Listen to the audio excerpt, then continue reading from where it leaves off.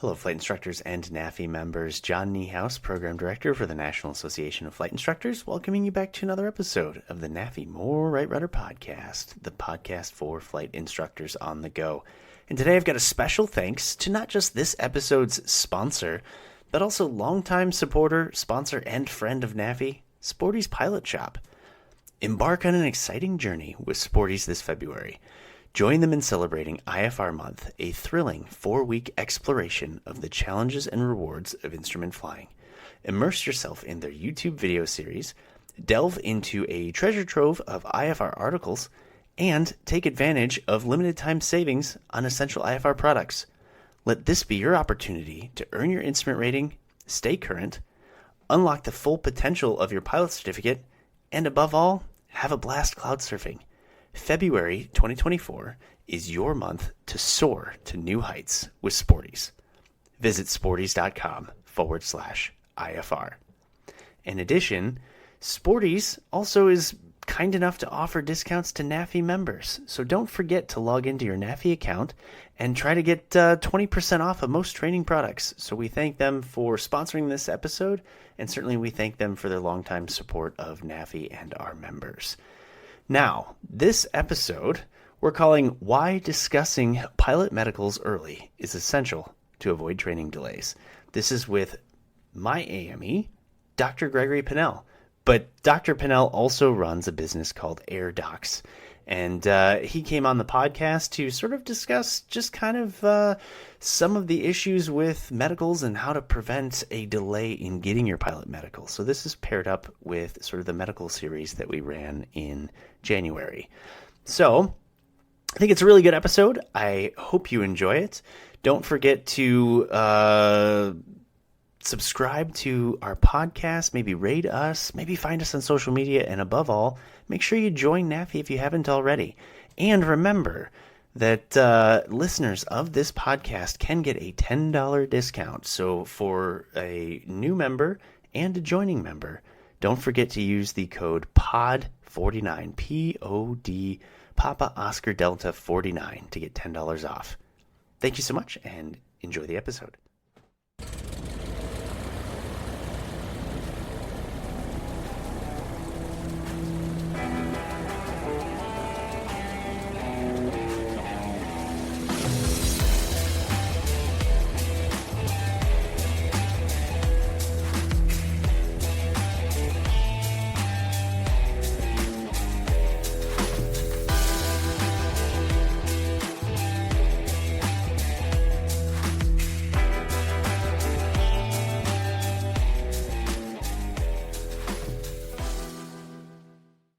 Today, I have a very special guest, and it is Dr. Gregory Pinnell. Dr. Pinnell is the president of Airdocs Aeromedical Support Services. He's been an AME for over 23 years and a pilot for over 42 years. He served as the chief flight surgeon and commander for the 434th Aerospace Medicine Squadron. He was the deputy chief of the Astronautics, for tough word for me, for human space flight support, and worked on 23 space shuttle missions. He works for my alma mater as a adjunct professor for Western Michigan University, and I'm very proud to say he is my AME. He gets to see me at least once a year. Dr. Pinnell, welcome to the podcast. Thank you very much, John. Pleasure to be here. And it's a pleasure to have you. For those that don't know, we have been talking about this for a while now, and there's a lot of things coming down the pike from just sort of the aviation side, but primarily on the flight instructor side of how we could be doing better in regards to making sure that our students are not just prepared to get their medical, but that we sort of know what we're getting into and making sure that they don't have issues along the way. I'm understanding that there's a pretty good backlog in that. And so you and I got to talking, and the whole primary idea of this particular podcast, and it's going to be a lead-in into your Mentor Live, which we'll have some dates on soon.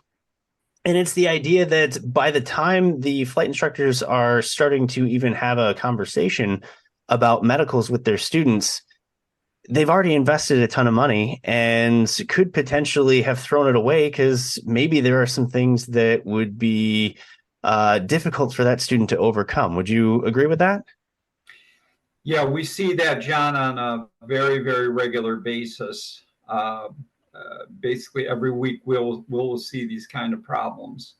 So what's going on, and what how do we relate this back to how a flight instructor can be, I mean, let's be honest, doing a better job with this? Well, the flight instructors have a pretty broad responsibility as far as, first of all, protecting themselves and the student, and also educating the student into the aviation community. And obviously, when a flight instructor is working through a lesson plan or a progression with a student, regardless of how often they're flying, they don't want to have a break in training. Obviously, and everybody knows this, we want training to be on a regular basis so we don't lose lessons from the past lesson. And one of the things that we see on a very, very regular basis, particularly in the Part 61 schools, is we'll see a student get through his flight training, get up into that 14, 15, 16-hour range, and starting to be looking at, pre-solo preparation. And the flight instructor says, hey, I need to get a copy of your medical before I can allow you to solo. And then we wind up seeing the student, who is usually young, not all the time, but generally who is young. And then we find a medical condition that likely is not going to be a showstopper. The showstoppers are very rare. We do see them because of the volume of cases we see, but they're pretty darn rare. But what we see is we see something that's going to slam on the brakes of the flight training, possibly for like 6 months or even a year. And a lot of times it's in a situation where the student pilot doesn't really have a problem, but getting through the documentation and the evaluations to prove that they don't have a problem and to get them their medical is going to take an extended period of time.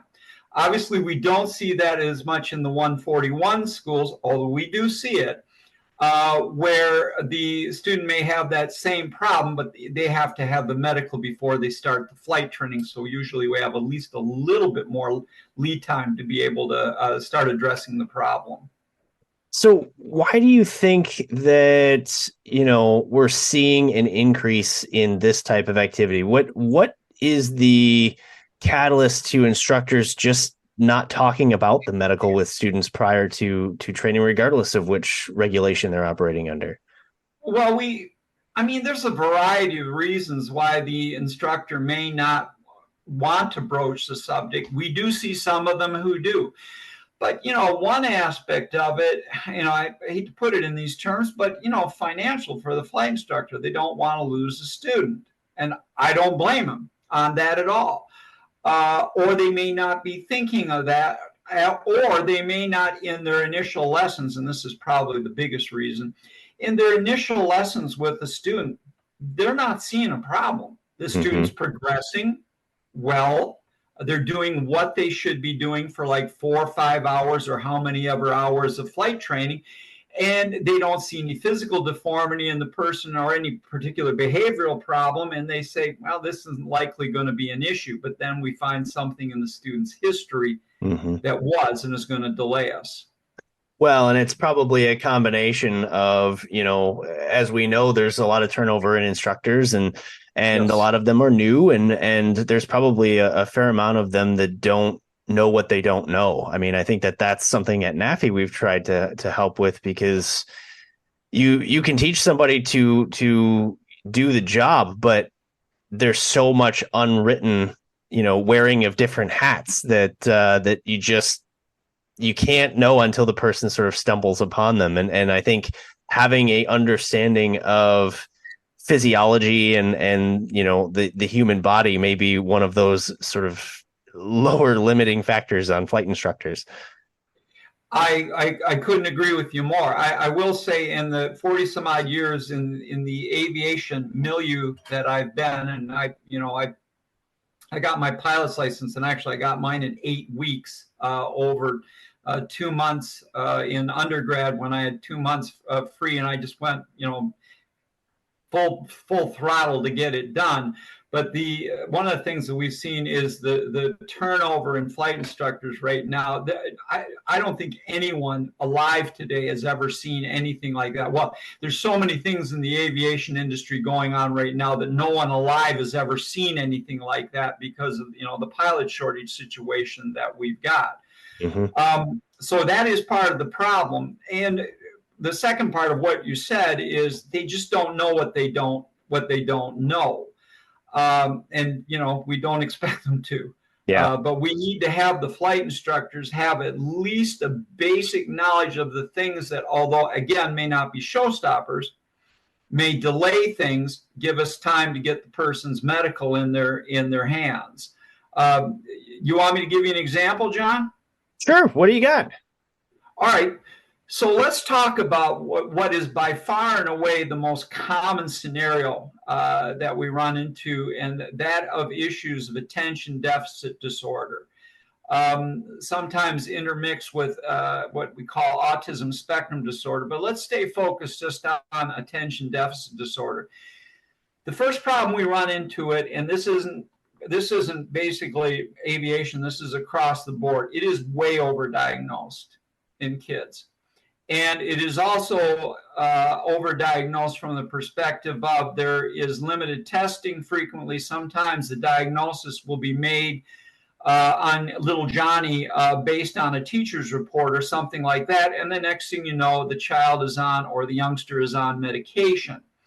Now, I will tell you, any normal person, if they're put on any of the attention deficit disorder medications, will remain calmer. I don't care if you have no indications of ADHD or attention deficit disorder, you will remain calmer. But so Johnny couldn't sit still in school. He's given medication and now he can. So, okay, diagnosis confirmed, maybe not so much. So the youngster gets a little bit older, maybe gets into his 12, 13-year age. They may have been vacationing off the medication during the summertime when little Johnny's not in school. But there's never been a definitive diagnosis, and maybe the family or the person themselves, the patient themselves, says, I'm not really sure I need this medication anymore. Okay, so the medication is stopped, sometimes with or without the acquiescence of the prescriber who is prescribing in the first place. Okay, so it goes through high school, wants to start his flight training. All right, picks out his CFI, starts working on his ground school, and everything's going swimmingly well.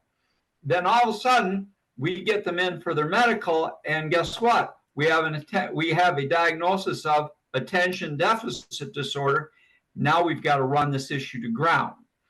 Now, without getting too much into the specifics of this, historically, FAA in the past with this has required a full evaluation, which actually resulted in a full neuropsychological evaluation, which was A, expensive, B, time consuming, and sometimes C, wasteful, because it really wasn't necessary.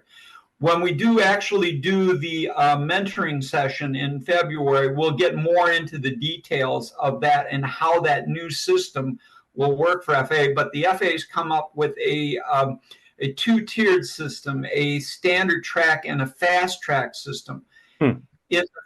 In the fast track system, although we haven't been able to use it very much because unfortunately many of the cases that we see, and we see a ton of these, they haven't met the criteria that allowed us to go into the fast track lane. We've had to go into the standard track lane.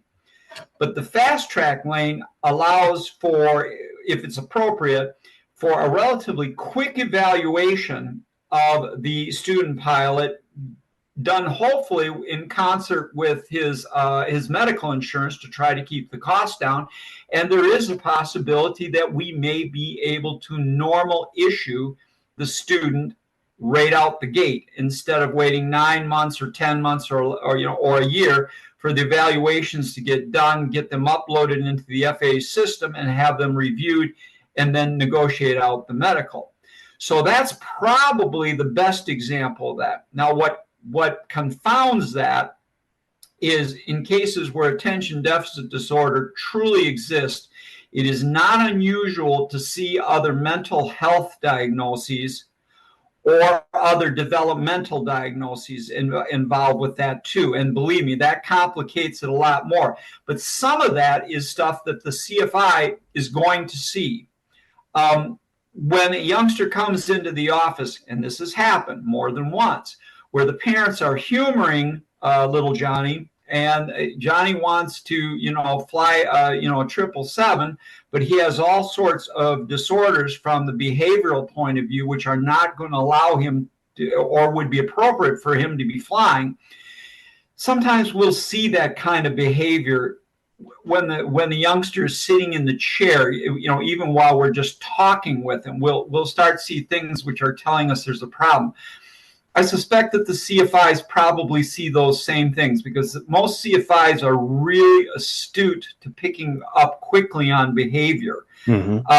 But it's a matter of we got to get through this evaluative process to determine who can and who can't fly. The good news on it, and we'll go more about this in the podcast, is that the vast majority of these cases, and we'll get a couple, 2 or 3 of these every week.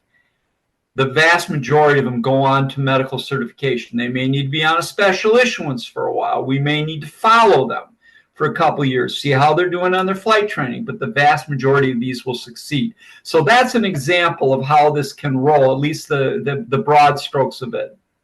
It's interesting because one of my former students, and I'd love to actually corroborate this, so I'm glad we're talking about it. One of my former students had a ADHD diagnosis as a child, but his dad had always said, because his dad was a physician, his dad said, we're not doing medicine. We'll do what we can to kind of make the process as easy as possible on the individual. But he said, we're not medicating. We're going to just kind of figure this out. And it turned out, at least from what he told me as he was going through the process, that it was lucky that he was never on the medication because it wasn't so much the diagnosis that was the issue. It was the medication. Is that a correct statement? It's both. It is. Both. Okay. It's both. Now, kudos to that physician who didn't want to go down the medication road. I mean, I'm not trying to be critical, but sometimes we see some of these behavioral issues. I mean, it really comes down to parenting as much as anything. But it is both the diagnosis and the use of medication that cofactor into the evaluation of the student pilot. Is it just the nature of having been diagnosed with something that has created the issue for medical certification, or is it the actual, classification of having ADHD that is the hang up?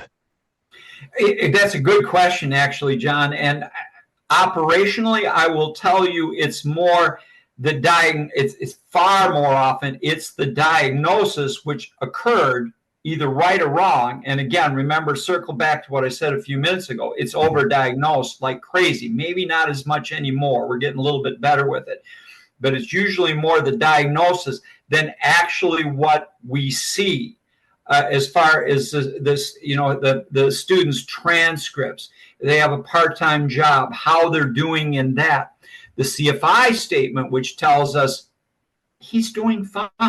Mm-hmm. He's doing exactly what he should be doing for the amount of hours that we got. Now, in fairness, although this is rare, and we have had this a couple times, we see dozens of CFI statements, literally dozens. And the vast majority of the time they say, hey, Johnny's doing just fine. He's doing great. And we have to we have to factor that in with what the evaluations either in the past or what we're currently doing on them to corroborate the diagnosis. We have to put those two together and try to get to make sense out of them. But every once in a while, and we've had a couple of these, where the CFI has said, we got a problem. Yeah. Okay. And, within the context of this podcast, I don't want to spend too much on the story, but basically the CFI said he doesn't want to get back into the air with the kid again. And obviously that resulted in a phone call to the CFI saying, tell me what you saw? I mean, I've seen hundreds of student pilots go through flight training. I don't see this coming from a CFI saying, I don't want to get back in the aircraft. Mm-hmm. Obviously, that didn't bode well for the youngster. So it's both, and it's a matter of what we have to tease out. Well, and that's interesting, and I'm glad you mentioned it because I don't think I've ever heard it before. We always talk about the CFIs, as a career, as a job, it is sort of a safety line of defense. Not only are we, teaching as the FAA is deeming like, hey, this is the new thing. This is safe. We need people to understand this. This is the best way to teach it to create safe pilots. But we're also getting those people back for, either recurrent rides or recertification rides, flight reviews, IPCs, what have you. But then on the same notion, the flight instructors are then being used as sort of the defense against what could be an unsafe pilot. So I think that's interesting. But what I always love to do is try to find ways to sort of spin it to the positive. And this is the part that I didn't realize. I didn't know that a flight instructor could actually write something that could be beneficial to the student if they do have a potential issue that the instructor could sort of vouch for them on their behalf. That's an interesting thought. Absolutely. Honestly, John, that CFI statement is vital many times. And I'll put it into context. Let's say the student pilot coming in for their medical, let's say we have a history of attention deficit disorder, and let's say we have to do testing on them, go through the neuropsych testing. Now, neuropsych testing isn't inherently hard. It's just a ton of tests, small tests.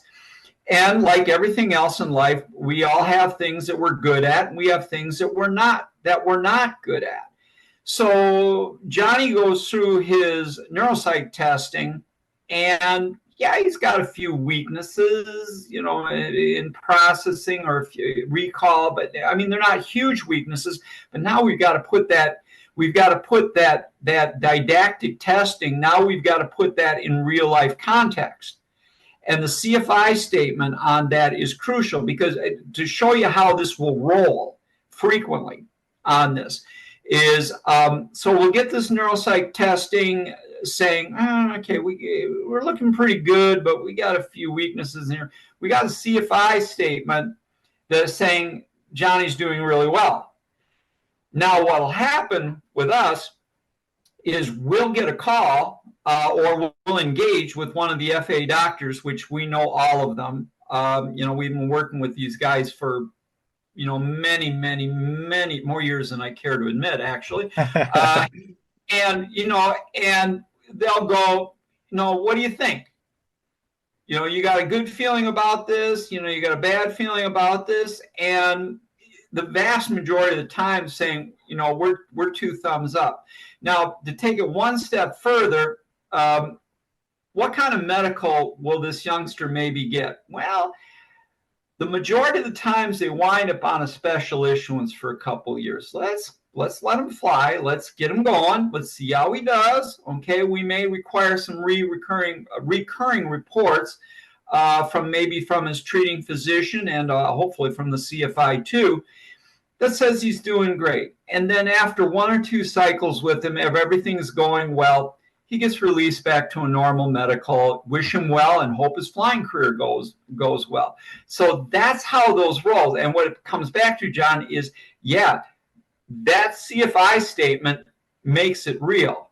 I'm good at reading neuropsych report. I'm reasonably good at neuropsych reading neuropsych reports. I'm not a neuropsychologist, nor did I sleep at a Holiday Inn Express last night, okay? But I'm not a flight instructor.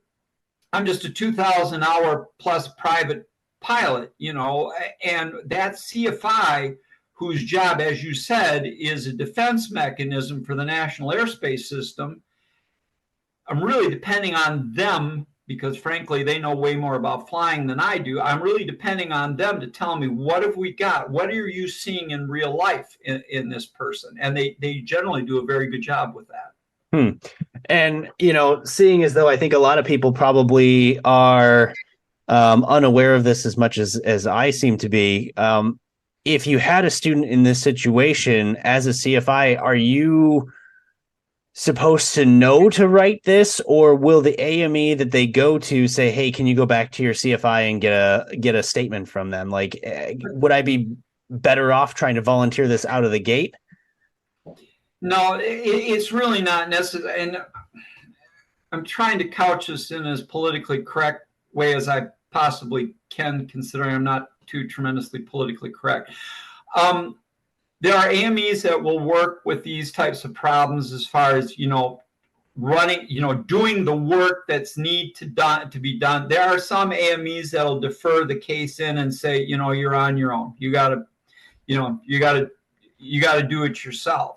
Mm-hmm. So what I would say is, no, the CFI basically just wait until we request it of you. Okay. And sometimes we need to talk. Sometimes the CFIs will ask for a phone call from us and say, tell me what you're looking for. And, that's usually a 2-minute conversation with them. And they go, oh, okay, I got it. And then the next thing you know, we've got the document that we want. But it really comes down to, from the AME perspective, caring enough about the case to do the work to take it to conclusion. I suspect there's probably some young individuals who are not flying that could be flying safely that probably got lost in the system due to somebody just simply not taking care of the case properly. Mm-hmm. Just saying. Yeah, and before we kind of segue into the next thing, it is worth noting that as you mentioned, ADHD is not it's not the end of your career. It's not the end of your potential flight training. There's still a lot that can be accomplished. And of course, that's what this is all about. It's trying to help these people get through the system. And, to put a bow on that side of the story, my student who was diagnosed with ADHD, he now flies for NetJets, which is one of the proudest moments in my career. So absolutely. I've been flown by about five of my students from Western now, primarily as FOs right now. None of them made captain yet, but I've been flown by about 5 of them right now, and I survived all those flights. So we must be doing something right. Exactly. So if you find yourself in this boat, there is light at the end of the tunnel. These things are here to help. Don't let it discourage you. But moving on to the next thing, you mentioned that, sometimes that's potentially a lead into other mental disorders or other things going on in the brain. And I think as an industry, we're finally kind of talking about this stuff. And I think that's refreshing to see that it's becoming part of our general vernacular. But let's talk a little bit about, what other things may lead to complications when trying to get a medical in terms of, mental health and things like that. Well, let's put it into context first. Okay, the pilot population generally mirrors relatively close, with some exceptions, the general population as far as the incidence of various different disease processes, and that goes along with mental health disorders as well. Pilots get depression, general population gets depression. Obviously, as a pilot, particularly when you're flying others, the consequences or potential consequences of mental health illness can be a way worse. I mean, obviously, look at Andreas Lubitz in the German wings situation. Mm-hmm. Now, we've had a couple, and it's not probably completely accurate to say that we've all of a sudden discovered this problem. Okay, it has been on the FAA's radar for some years, But now we've had a couple relatively high-profile incidents recently involving the Part 121 industry that are really concerning. And I'm specifically speaking to the jump seater that basically tried to do an engine shutdown. And also then the recent flight, well, back in August of last year, where the FO threatened his captain over a medical divert. I mean, this is really getting real now. All right. So in a couple ways of saying it, number one, like I said, people in the pilot community, we have the same problems that people who are not pilots. Now, hey, they're not as good as we are because we're pilots. just saying, we are a special community. We are, as I tell my students, we are a special community. Sometimes that's good, sometimes not so good. But for example, the pandemic's been rough on everybody. And the pandemic has unfortunately in many cases brought out particular mood disorders such as anxiety and depression. They brought that out, and it needs to be treated. Frankly, if you treat it, it actually gets better faster. So what are the most common forms of mental health problems that we will run into on a pretty much daily basis? First of all, anxiety disorder will be one of them. Number two will be depression. These are called mood disorders, all right, or because of depressed mood or anxious mood. Another one that we'll see very commonly, and probably there's nobody who's lived life long enough that hasn't gone through some version of this, is what's called an adjustment disorder. And we'll get more into that in the actual Mentor Live session. But what is an adjustment disorder? An adjustment disorder is where something happens in your life, and good or bad. It doesn't necessarily just have to be bad. It can be good. And it overwhelms your coping mechanisms. And basically, it makes us not as functional as we should be. Now, we know for a fact that if we treat it, again, sometimes with medication, such as the other mood disorders, we know that it gets better faster.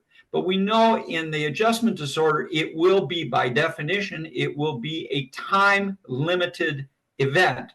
It will get better. If it doesn't, it's not an adjustment disorder. So what we see commonly and we see this one as much in the adults as we see in the younger student pilots. Sometime in their history, they had a episode of depression, whether major depressive disorder or some other mood disorder, or maybe anxiety disorder, sometimes panic attacks, but that's a whole nother subject.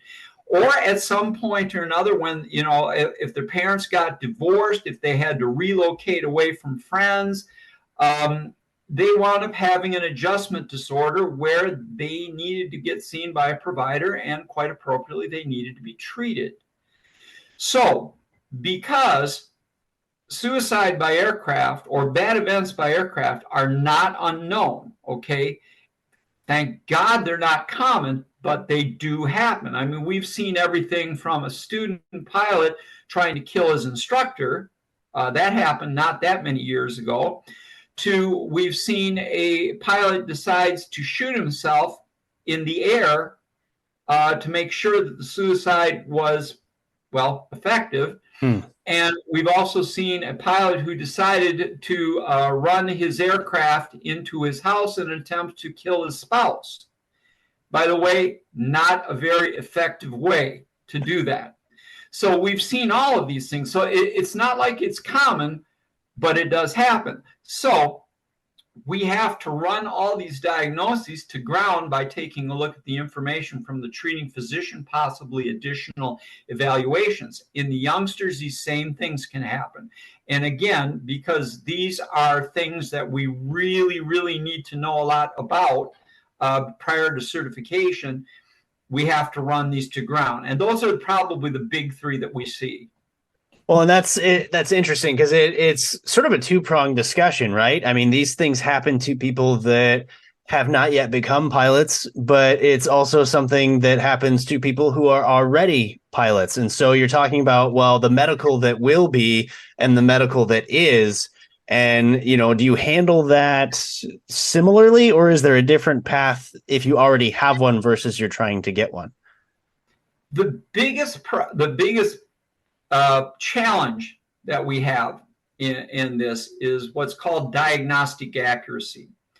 In fairness, and I'm board certified family practice, so I'm preaching to our community here, but unfortunately, we are not fantastic at coming up with specific diagnoses. Okay, we're just not that good at it. We don't have the time, particularly nowadays, patient counters are 15 minutes. You have 15 minutes to try to figure out the 4 problems that the patient has. So when the youngster comes in for his first medical and there's a history of mood disorder, there's a history of depression, anxiety, there's a history of we don't generally get lucky enough to have it properly branded an adjustment disorder. We know we have some form of mood disorder that we have to find out about. And the first thing we have to find out is the diagnosis accurate? Did it actually happen or no? Now, most times, and again, back to what we're talking about with attention deficit disorder, and I'm trying to keep a smiling face on this because it is a positive.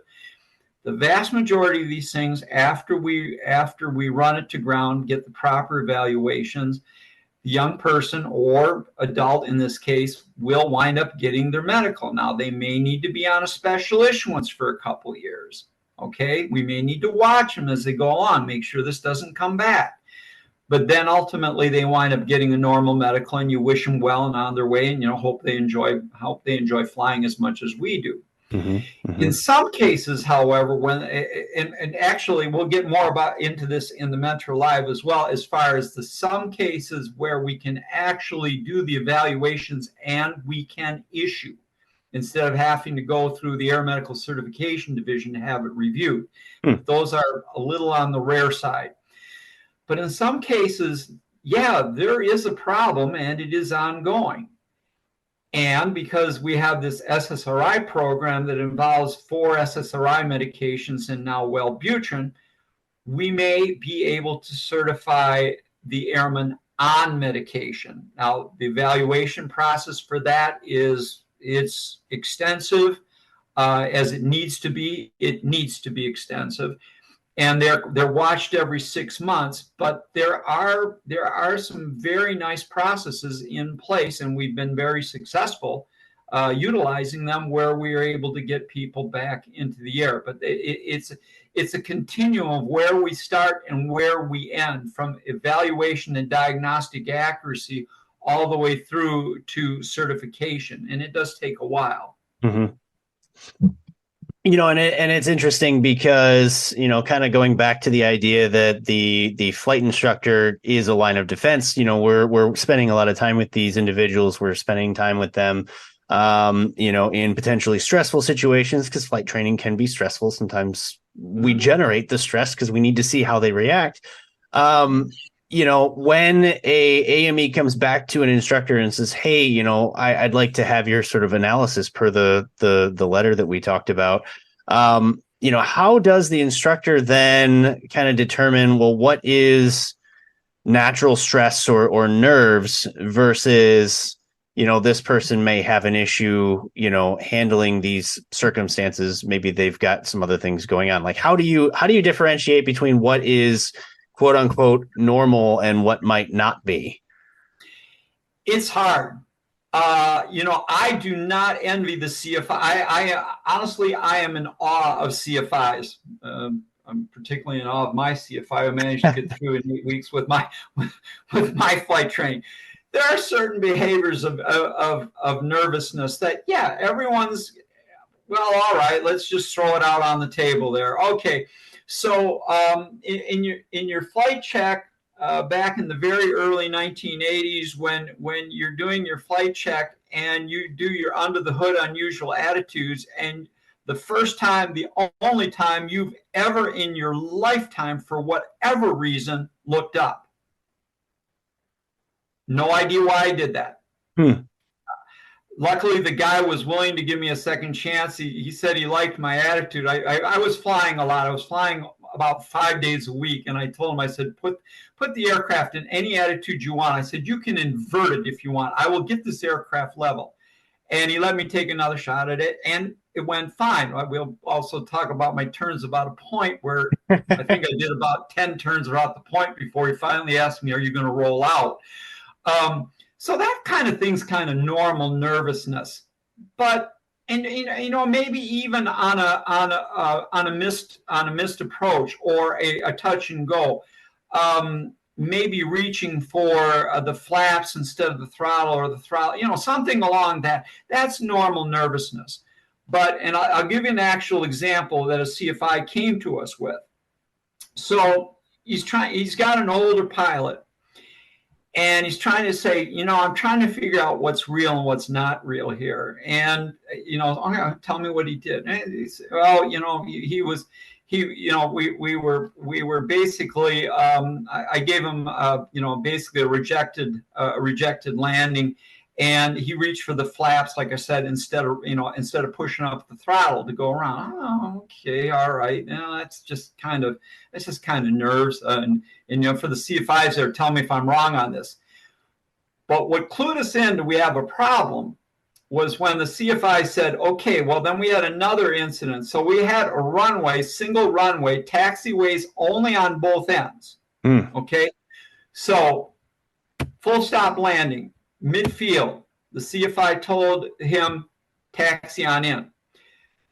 The student pilot turned right off the runway in the middle of the runway and started going across the field to get to the hangars. And I said, was it a plowed field? I mean, was it, grass? I mean, it was something capable of taxiing across. And he goes, no, it wasn't.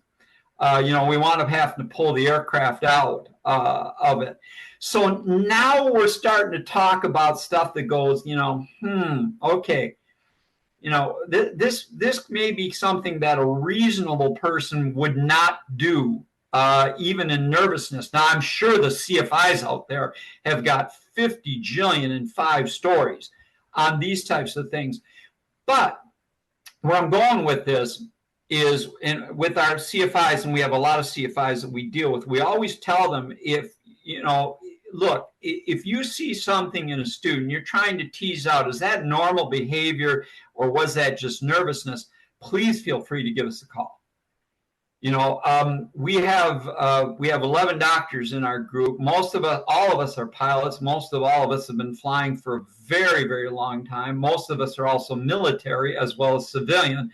So we've been, I think the last time I looked, we had roughly between the group, we had about 130 years or so of flight experience. It's probably, we're going to be able to guide you as far as telling you, was that normal or was that not normal? Now, obviously, you're there, we're not. Mm-hmm. But those are the kind of things that we look for, and one of the reasons we like to stay in touch with the CFIs, to be available for them as that resource. Yeah, Doc, and I think this is a good time to talk about, you say us, but let's talk about Airdocs a little bit. Tell me about the organization. Tell me a little bit about what you guys do, and how you kind of facilitate that communication. Well, we started back roughly about 23 years ago with myself and Dr. Brown. I'm trained both on the civilian side and also the military side as a flight surgeon.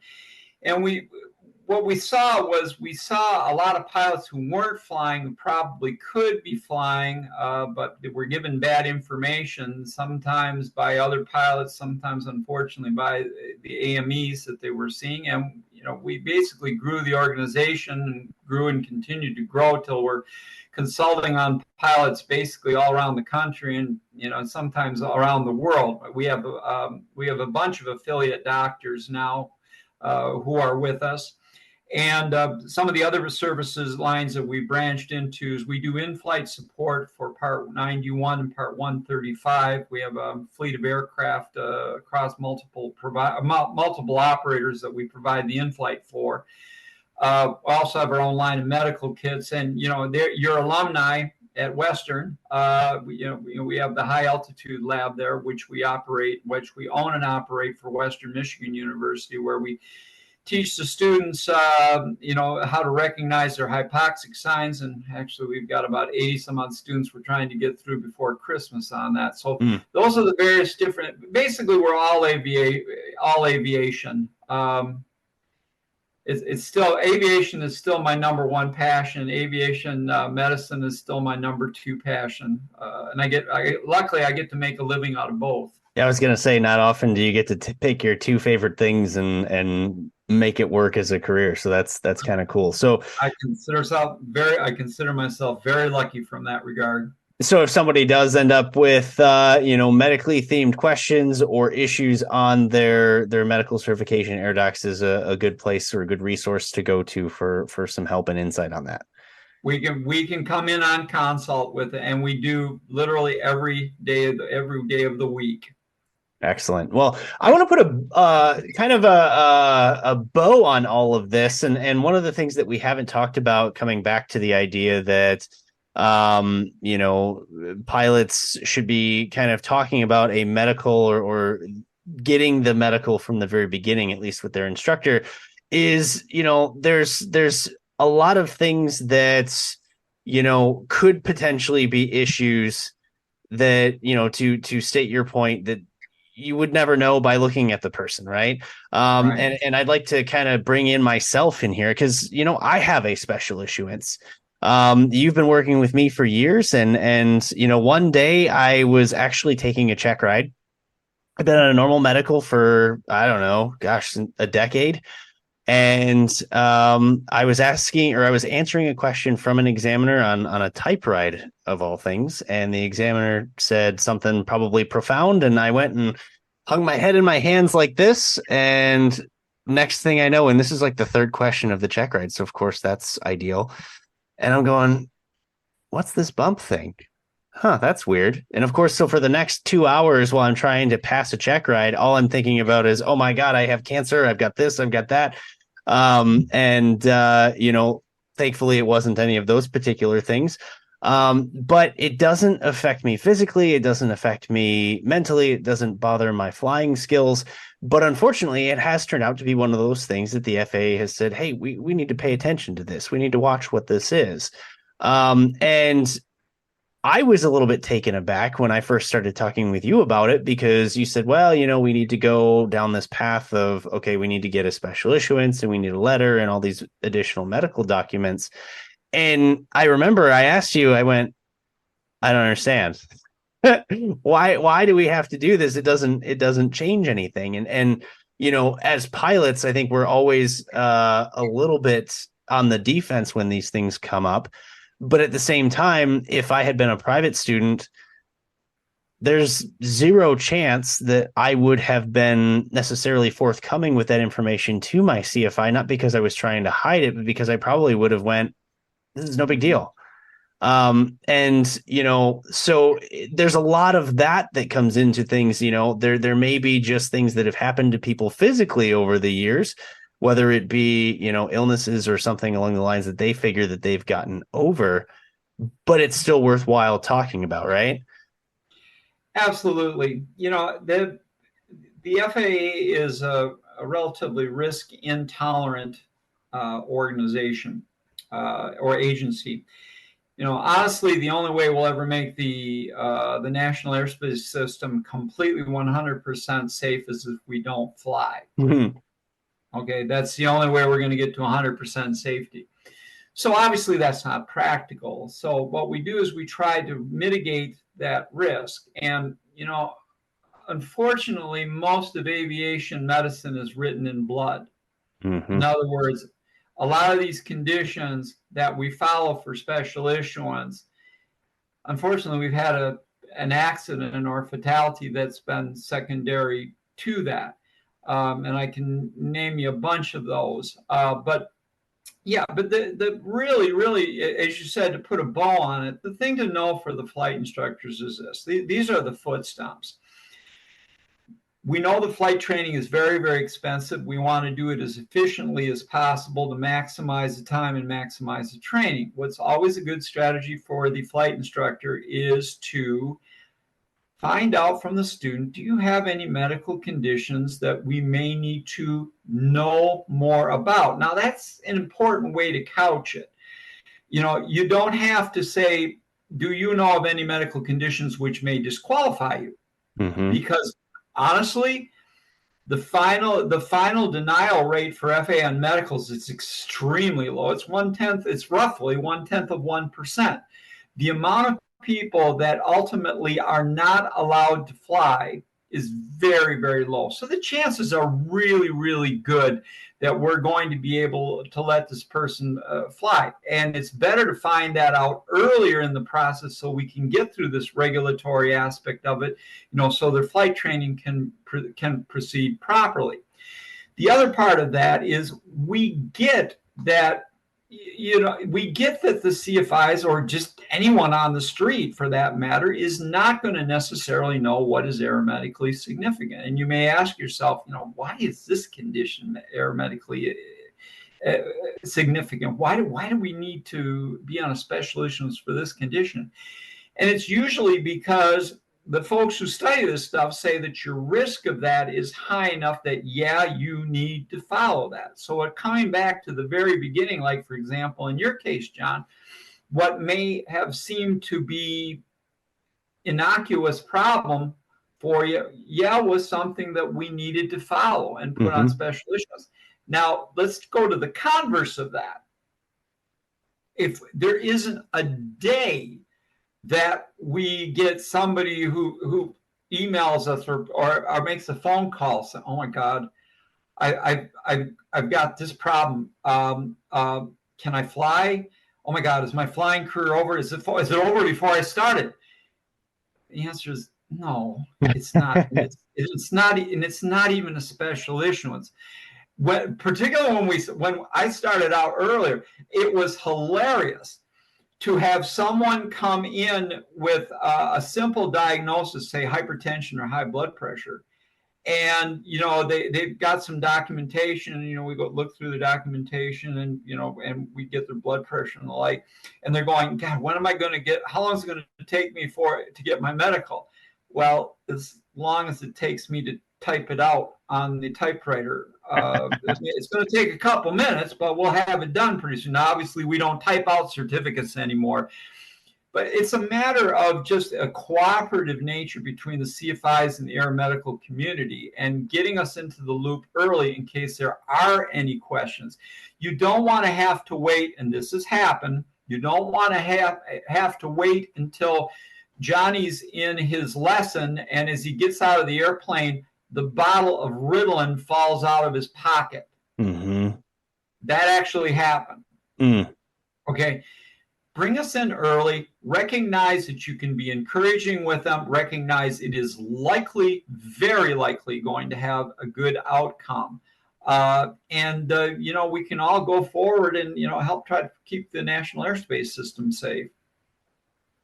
I think that's great advice. And, I think that it all comes back to, have an open dialogue with your student, make sure that you understand who they are. And I think the benefit to that isn't just the medical certification and training and stuff like that, but understanding your student has benefits well beyond that. It helps you learn how to properly teach them. It's, a communication and understanding network for them. I mean, it opens up all of these other positive things that the more you know about your student, the better off that relationship is going to be. So I think that's Absolutely important. Dr. Pinnell, as we kind of close this down, I appreciate you taking the time. I've always appreciated your guidance as my own AME, and for all the things that you've done for me personally. But you've been very active in aviation and keeping pilots safe, and I think that's truly important and needs to be appreciated by the rest of us. So thank you for all that you do. And for those of you out there, special issuance isn't the end of the world. It wasn't for me, and you just got to get your ducks in a row and keep trudging forward. So thank you, Doc. Any final thoughts? Nope. Just remember, we all have a responsibility, all of us who are in this business, to basically protect the national airspace system, but also at the same time protect the pilot, protect this person who is in our charge. So, it's an awesome responsibility. We take it seriously. I'm sure the CFIs take it very seriously. And if we work together, we have a better outcome and we put more pilots in the seat. Perfect. Thank you, Doctor. Take care now. Have a good one.